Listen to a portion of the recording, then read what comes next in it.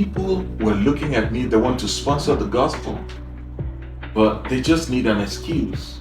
They need to prove that integrity is right, financial integrity, transparency, probity is in place, and then that personal sacrifice to advance your own vision, their flesh. That is mentorship.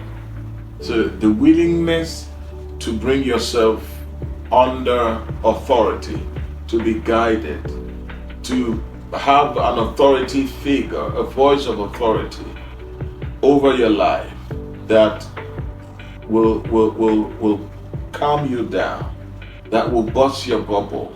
The other part of integrity is that you need to. People are in a hurry to blow, in a hurry to make it, in a hurry to prove a point. No, do not prove a point to anybody. Work on your business until you become the point.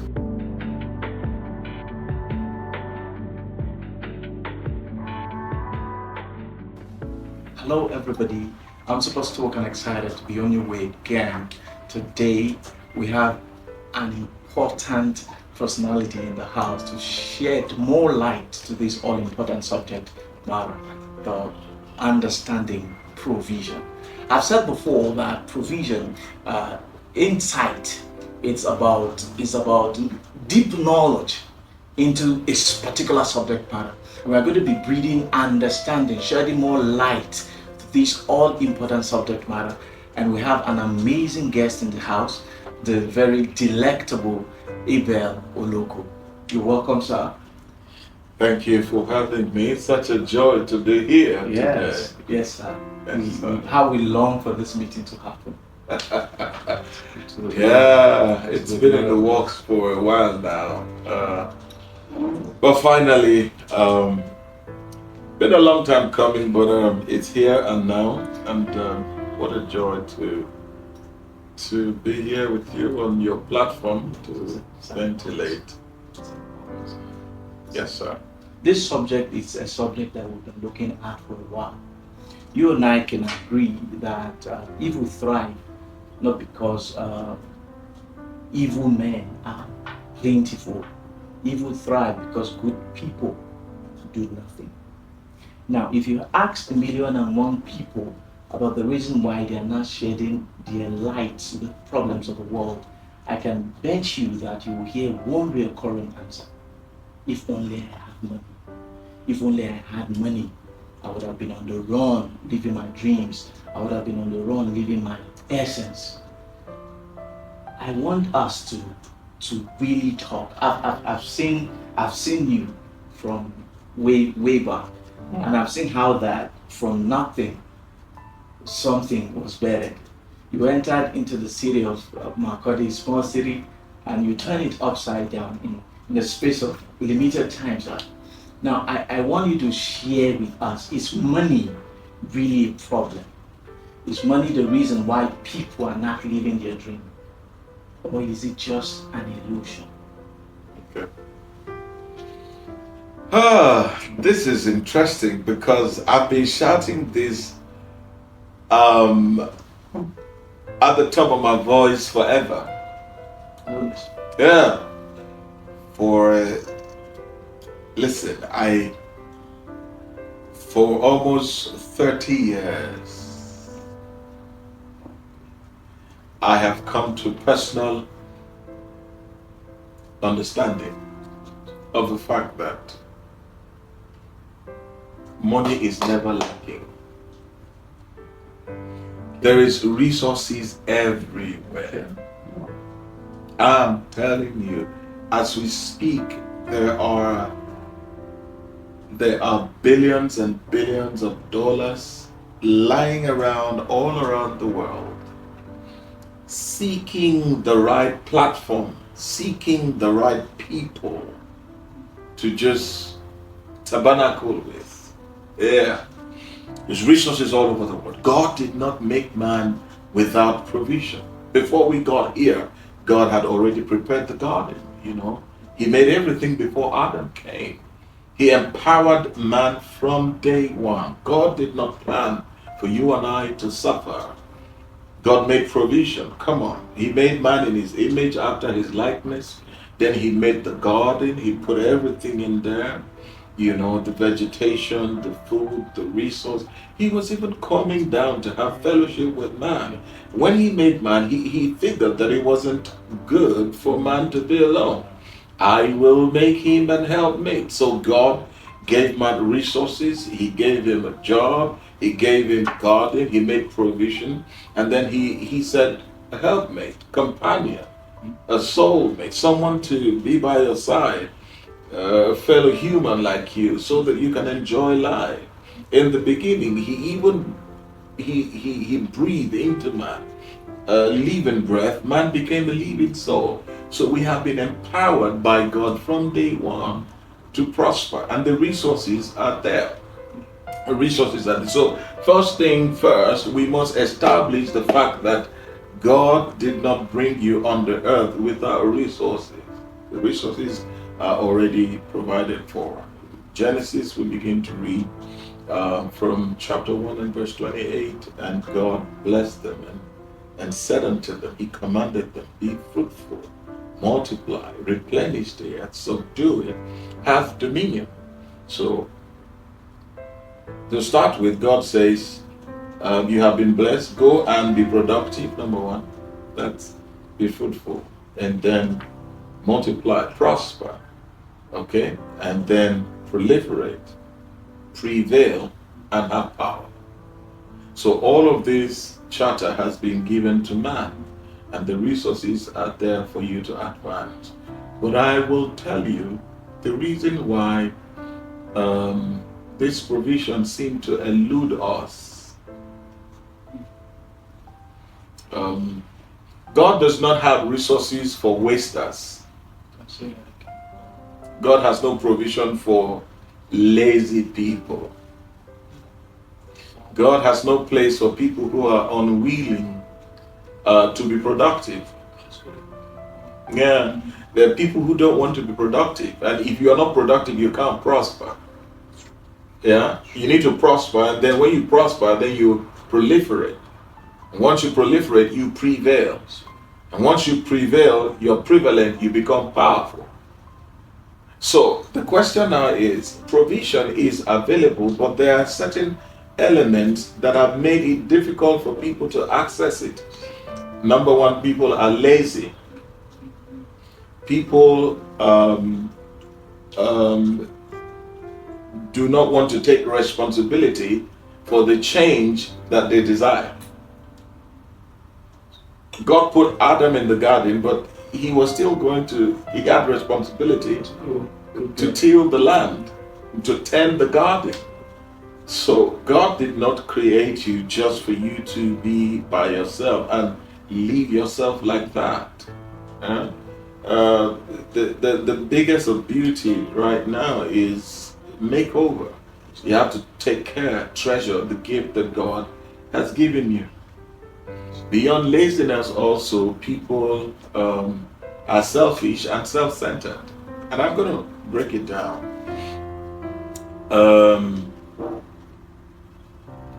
Why do I say people are lazy? People don't want to work. It was Two-Face Idibia, innocent Idibia, who said, people want to go to heaven, but nobody wants to die. Yeah. For you to enjoy the place called success, you have to stand up and work for it. Yeah. So you have to work. You have to labor. Provision is there for you, but you have to labor. Deuteronomy chapter 28. If you begin to study the blessings of God, if you go through verse 12, you'll find the Bible says,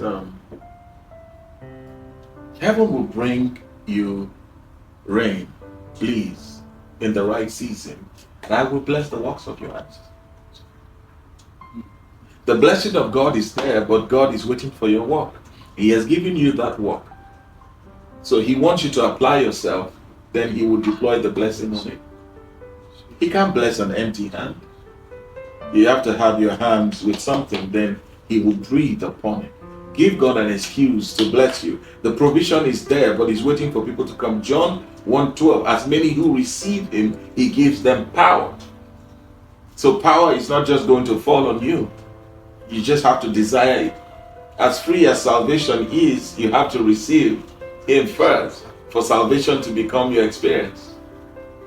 Do you understand? James 4:6, draw nigh to me, I will draw nigh to you. I'm standing at the door, I'm knocking. Anyone who opens up, I want to sup with him, I want to eat with him, and he with me. So God is desiring fellowship. There's so much more I want to give you, but you have to come. You have to get out of your house, you have to get out of your bed. So again, don't ever think that you have nothing. You're a human being. If you're useless, you'll be dead. Ephesians, we began to study in Ephesians. The Bible says, to every man he is given a grace, great measure of grace. There's grace that God has given everyone according to the measure of Christ. You have grace. There's something that is on your life you can do. Apply yourself to it. Listen, there are 1,001 person out there waiting for someone who will apply himself, and then they will put a blessing on their work. There's someone somewhere who is looking at you, who have the power to change your life. I give you a personal example. I went to Maiduguri to study. In the year 2002, God had given me a big vision called Impact Foundation. I was going to be carrying crusades from one campus to the other across the nation. It was capital intensive. Then I was going to be publishing Impact Digest, message of good news, and teach young people about the right values to acquiesce to and shun vices. And I was going to be publishing it and distributing free of charge to people around the nation. Now, it was capital intensive. I was going to be doing mega conferences across campuses from the University of Maiduguri through universities in the north and around the country as God gave us the power. But I realized that I needed to work to earn some money. I need to sponsor. I need to do basic things to make the vision. I need to first believe in the vision that God has put on my heart and do something about the vision and bring it up to a point that people can look at it. It's easier when people can see something that, okay, now you published a book, Business at the Speed of Light. Powerful subject. All right. Now it's easier for someone to look at this book and buy into this project and say, Pastor John Oguche, this book is powerful. It's a blessing to me. I want to put this book in the hands of 10,000 young people. What does it take for you to reproduce this book? Now you have invested money in producing it. Then someone have to access it. And he has money to partner with you, but you needed to have even come up with a manuscript first. If you don't invest in your vision, how else would you expect someone to buy into your vision? So in the first place, we don't even love ourselves. If you love yourself, you will invest in your vision to prove to someone that truly you are not a fluke. You are called. Believe in yourself. Your vision you have to believe in your vision enough to put money on it, to starve yourself of comfort, to deny yourself of certain pleasure so that you can even get the foundation of your vision going. Compartmentalize it, put it in a readable form. Invest in writing the vision, make it plain. Bring it out. Some people want a job, but they don't even have a business plan. They don't even have a resume. They don't even have a CV. How then do I know who you are? They are not willing. So it's more difficult for you to tell somebody, God has put great things in my heart, give me $1 million and then I will do something. No, the person will look at you and say, you are unserious. So what did I do? I learned printing in 1997 through Later Press. So I began to print. I was a pastor, I was a student. I put that skill to work. I prayed for people, I make a little profit. I put it together. God had given me certain graces. I activated it. I'm an anchor of event. I host event. master of ceremony. I began to anchor people's events as an MC, as a master of ceremony. I began to make money. I learned photography. I began to put all of those skills to work. Printing, event hosting and mastering, event planning. I began to do all of that. And then I also was working as a voiceover artist. Yeah, a couple of producers in music studios, recording studios had my contact. So if they had a script and they need someone to voice their script, they will call me, and then I will voice the script, and the person will get me paid, and I will pay the person part of the money. If at that time I was doing 50-50, and it was working for me. They had the clientele, they had the contact, I had the gift. So it's partnership, right? So I partnered with them, and then I had money enough to sponsor the first crusade. I had worked, I had printed a letter-headed paper. I had started trying to register Impact Foundation. I had started making moves. And God bless Dr. Ogunjobi, Ogunsui, yeah. Dr. Ogunsui had a hospital in Maiduguri at the time, and I went to him to partner with Impact Foundation for support, and he looked at me and said, look, listen, you're a student. For you to do this much, your letter-headed paper, even you have an envelope that's printed with the logo and all the address of Impact Foundation on it, on a Concord paper, 20-something years ago. Oh, I will fund this vision. So people saw that, where did you have your sponsorship? And I said, look, I work to sponsor. This is my vision. And it became easy I had lecturers who bring 50,000 to support the work, to support the mission I was doing. In fact, someone, a partner said to me, listen,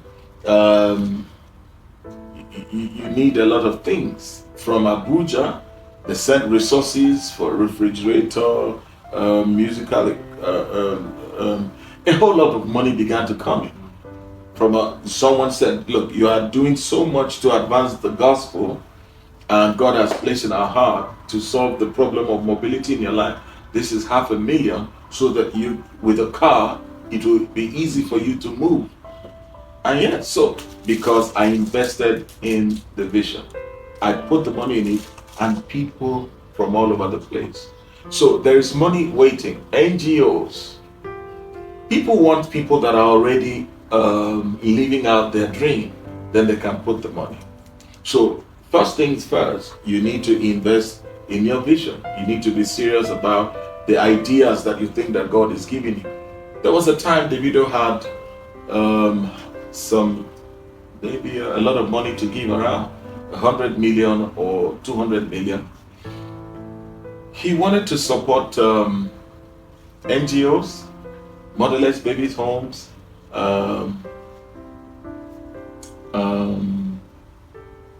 so what did he do? He got a list of NGOs from around the nation. People who are already living out their dreams. They are the ones that received Davido's 200 million naira. Or what? I don't know the exact amount now. But they're already on the road. They're already moving. They're already on the move. If you're waiting, sitting down for resources, provision to come and meet you, no, it will elude you. It will look for the people who believe in themselves enough to get off their butt and get life going. So the biggest thing I'll tell any young person out there, you have tarried long enough. It's time to move. You need to move. Get off and go. You need to go. You need to do something. Make a move. Put in some effort. Someone wants to bless you, but he needs you to give him an excuse to bless you. There is money waiting. Do you know there are scholarships all over the place looking for academic excellence? Burn the midnight candle, make first class or 2-1 degree, and then you have access. Look at a young lady who just made straight A's in WAEC recently.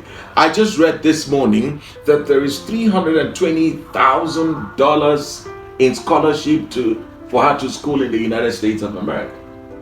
I'm telling you, people don't have money to be wasted. They have money to contribute to productive enterprise through people who are serious-minded people. Look at the parable of the talent, for example. There's a young man who felt he had so little. He refused to invest. He refused to use it. And when the master came, the master took from him and gave to the one who was willing to be productive. And that's it about life. That's why it is easier. It's easier for someone who is in business to get funding. It's easier than someone who does not know nothing about business, who is not willing to start at all. You're sitting down complaining, only if I have 10 million. No, sir. We need to understand that you know how to deal with disappointment, and still you take some licking, but you still continue to keep on ticking. You take blows beneath the belt and you keep on going. If I don't understand that you know tolerance, you know patience, you have resilience, I'm not going to put resources in your hand, because when you take the first hit, you're going to close shop. You're going to give up. So I will rather put money in the hands of someone who have been in business 10 years. The business customers are coming, they are not coming. He will sit down at that duty post from morning till night and close it. Come back again. That's consistency. That's resilience. That's commitment. And it's someone that's watching you who wants to reward your hard work, your consistency, not that you just gave up suddenly. So it's easier for someone who is translating 10,000 to 22,000 after 3 months, and then to 100,000 after 2 years. It's easier for that person to have funding of $1 million. Yeah. So even a seed capital, that grant, just to go and advance the cause of your life. So the provision is everywhere. There are billions and billions of dollars all over the world looking for people who are hardworking. The other reason people don't get provision is lack of integrity. Lack of integrity. Yeah. People are looking for free money, free funds. Free funds. I mean, during the administration of President Goodluck Jonathan of Nigeria, God bless his soul, he came up with a brilliant idea called, he was giving free grants to people. Was it? You win, go and win. And then people wrote proposals, and then they got 10 million. And the first thing they do, just travel to Dubai to go and cool off, and then so that they can think of what to do. And when they wake up after the 10 days in Dubai, when the balance is only remaining at 1.2 million, and they come back, and then it's going nowhere. Zero integrity. Right? That's why provisions can't come. You want 1 billion naira, no, but show to us what you've been able to, how you've been able to translate 1 million to 8.5 in 3 years. Let's see your books. Let's see how you've been doing it. Let's see what you've done with this money. It's seed money. You raise the capital for your business, and then you're funding your riotous lifestyle. I mean, you have 10 million naira to put in your business. You first buy a car of 7.8 million naira, and then you're buying an iPhone 13 worth 1 million naira. You don't have integrity. You can't manage resources put in your hands. You're not going to go anywhere. People can't be trusted. People can't be trusted. When you can't be trusted with resources, provisions will be far from you. Yeah. So integrity is key. People lack integrity. Financial integrity is key. The other part of integrity is that you need to, people are in a hurry to blow, in a hurry to make it, in a hurry to prove a point. No, do not prove a point to anybody. Work on your business until you become the point. I got to a studio, and then I did a work first, and And the owner of the project didn't quite like the first take I did. And then he recommended somebody. And he, believe me, when I listened to the person's voice, I wanted to sound like that person, yeah? I knew the person was very good. But guess what? If I'm not doing the job, my partner will lose out. So my partner began to tell the project owner, see, this man, there is a way he does it. And maybe that day he was tired. I'll get him to do a retake. He will do it better. And then he convinced, because he's the producer, he convinced the executive producer, I'm going to work with Abel, and then he will do it better. Trust me, he will do it better. That first take, I could tell he was rusty. Even that day he was tired. But that day I thought I gave my best. But when the man said, okay, let's try Abel again. Now, between the time I did the retake, the guy had taken me through training. Wow. He took me through training. Why? He decided to invest in someone to train me in delivering better output because he was defending his investment in me. Because I was going to share with him. So he had to protect his returns. His returns. That's what happens. When you're generous and you're willing to partner with people, we go down together. We rise together. And when we are going down, they will hold you up. The most powerful force on earth is the people on fire. If your people are positive and happy to be working for you, you are way ahead. No one, I repeat, no one can compete with individuals who enjoy their work, who have fun with customers, and who actually care about customers. Your competitors can't copy such a brilliant culture overnight. Your people and the culture around those people are the heart and soul of your organization. This means that getting, keeping, and leading good people is one of the most valuable things you can do. It's important to know how to develop this competitive advantage and how to get the most from your people. Let my team and I put you through on a 3-month program called Work Catalyst. Let's help you get your employees to fall in love with your organization. Again, we are all a DM and a phone call away.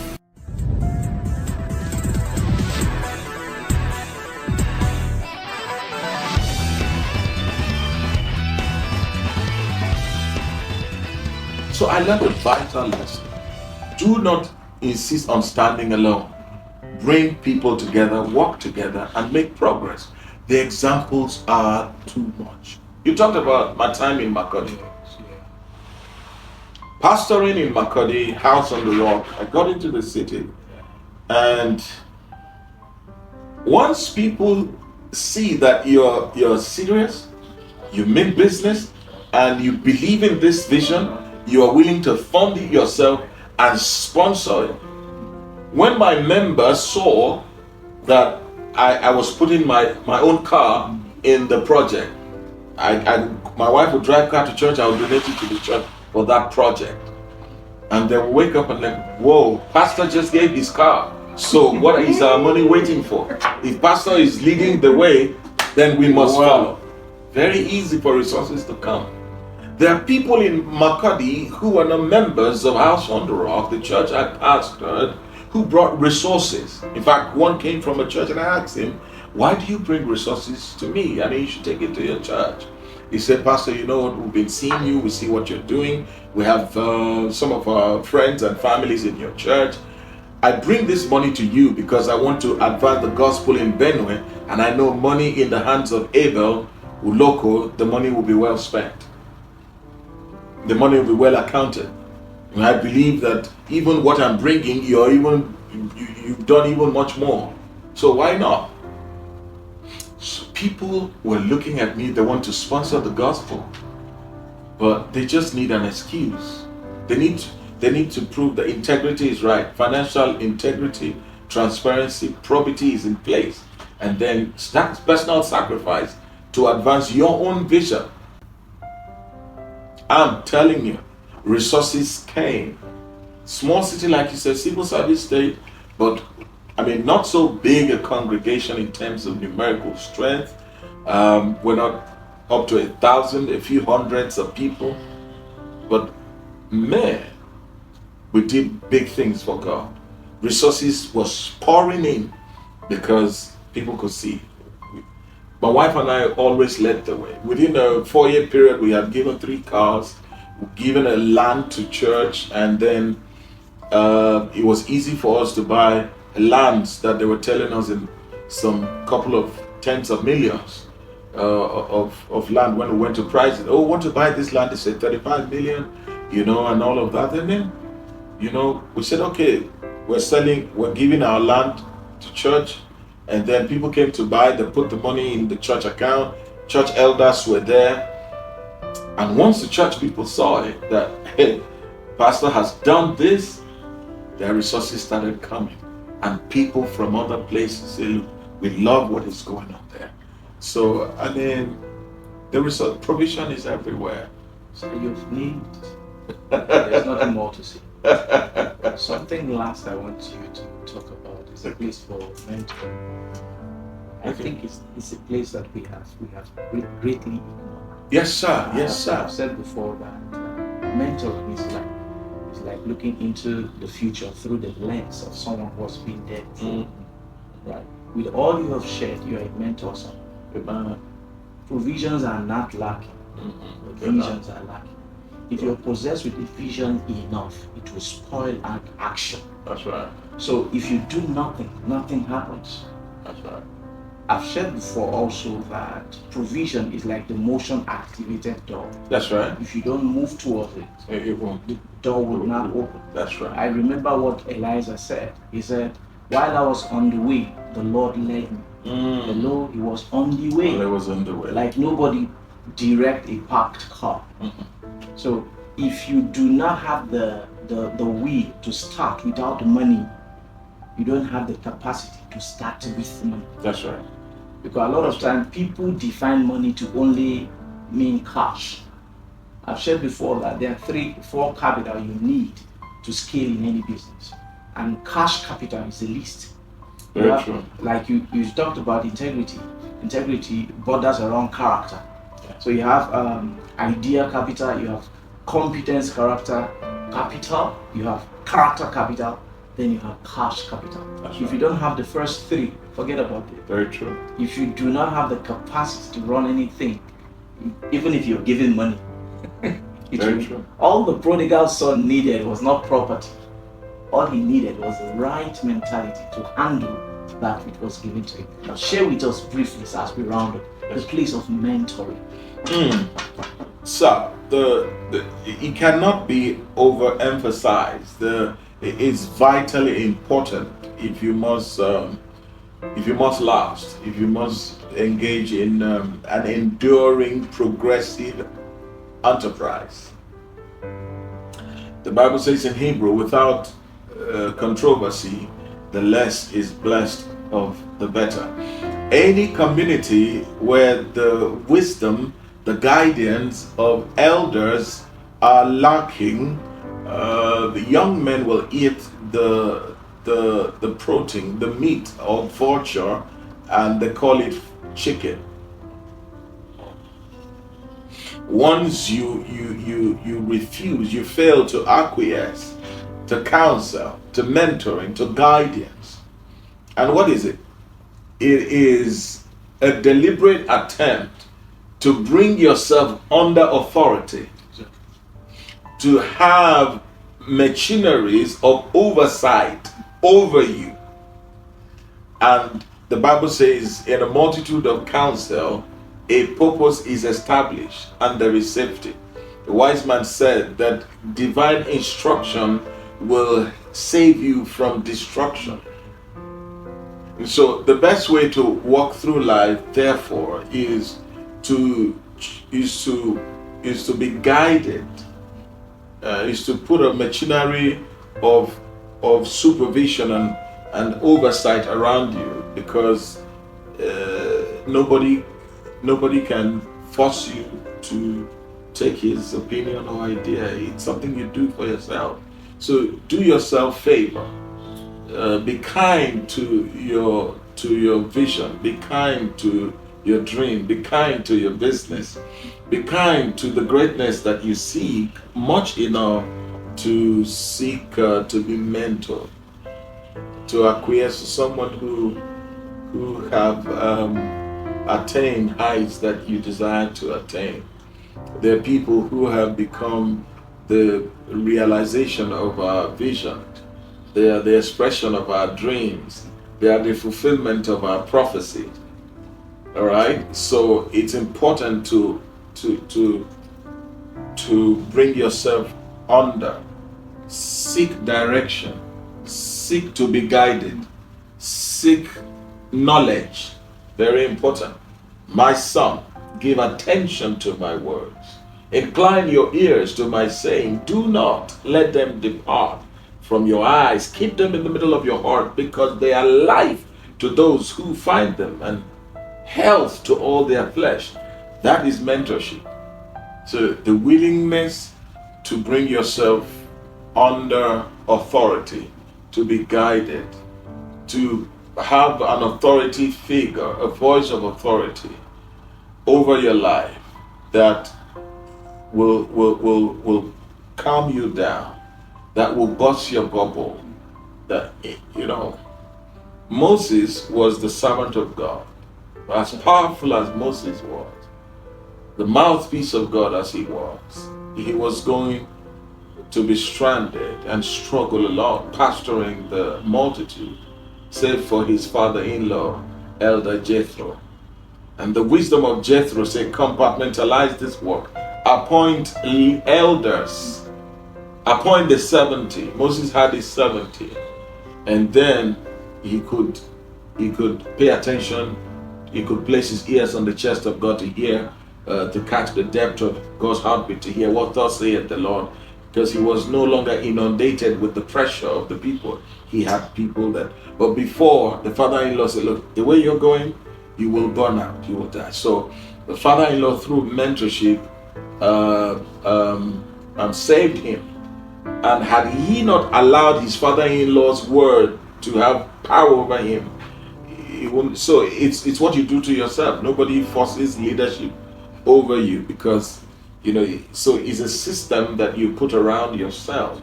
And then, as it is said, what an elder sees from sitting down, what he sees in the sky sitting down, a young star in the sky may not be able to see it. So it is very, very important. It's vitally important that people who have been there, you seek counsel from them.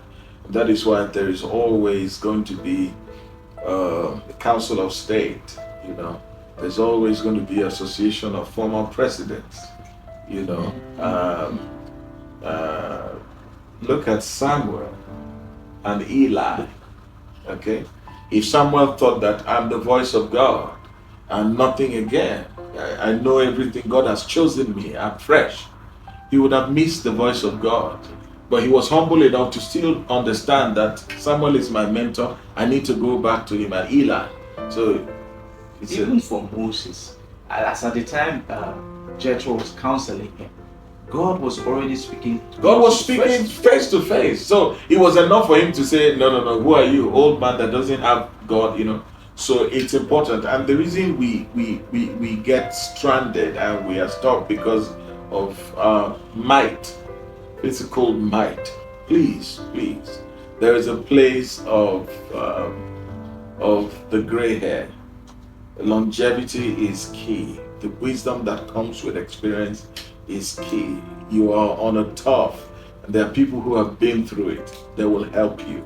They will guide you. Their wisdom will unravel mysteries for you. It will just decode. It will just save you from the web. And so acquiesce to counsel. Get a mentor who have been through your sphere, your sector, who have been through it, who have succeeded at it. Pay attention to their story. How did they achieve it? nowadays we young people are more overtaken by the glory of the people who have attained the glitz, the glamour, the pomp, the pageantry, the blitz, but we're not paying attention to the process, but there's process, there is due process. As long as the earth remaineth, seed time and harvest will not cease. But the danger of our society, we have become part of an instantmatic generation of people. A lot of processes have been short circuited. Instead of percolated coffee, we now have instant coffee, and then instant tea, instant noodles, to the point that we now want instant wives. We want to be instant MDs and instant CVEs and CEOs, not knowing that there's certain things that must go through the process of time. In the beginning, God made Adam, and then boom, a human being appeared, and Eve, wow, a human being appeared, full-blown human being could give birth. And then it was easy for them to fail God. And then he repented God, maybe if they had not disobeyed God, perhaps, maybe we would have just been appearing as full-blown human beings. The Bible was silent about that. But the birth pain, right, that God put on the woman was a consequence of disobedience.